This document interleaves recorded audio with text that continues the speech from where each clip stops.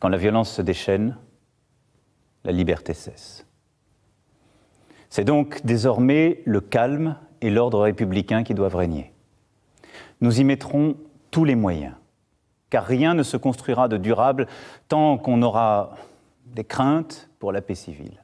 Et voilà, ce sont donc sur ces mots-là qu'Emmanuel Macron a ouvert son allocution tout à l'heure. C'est significatif tout de même. Oui, Étienne Jouard, je vous sens énervé. C'est quand même tellement injuste de parler de la violence qu'on voit dans les rues sans parler de la violence qui a déclenché cette violence. Et seconde, on dirait le violeur qui se plaint de la violence de la victime qui se défend. Et c'était important tout de même, de rappeler à l'ordre d'Étienne Jouard.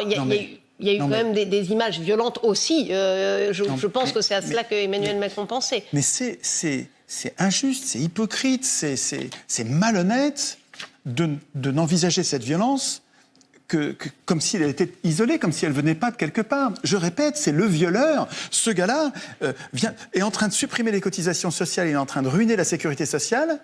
Donc c'est une violence inouïe. Il faut voir comment les malades sont maltraités. Il est en train de goinfrer les riches en leur donnant 40 milliards de CICE à fonds perdus. Et en même temps, il pille ses victimes pauvres. Donc il crée une injustice sociale qui est une terrible violence. Et devant les violences qui sont la réaction à cette première violence, il joue les vierges effarouchées comme s'il n'accepterait jamais la violence. Et je rappelle au passage qu'il vend des armes au pays qui bombarde le Yémen c'est une violence quand même inouïe dont il ne parle pas. Il a horreur de la violence, mais qu'il arrête de vendre des armes à l'Arabie Saoudite. C'est complètement hypocrite, quoi.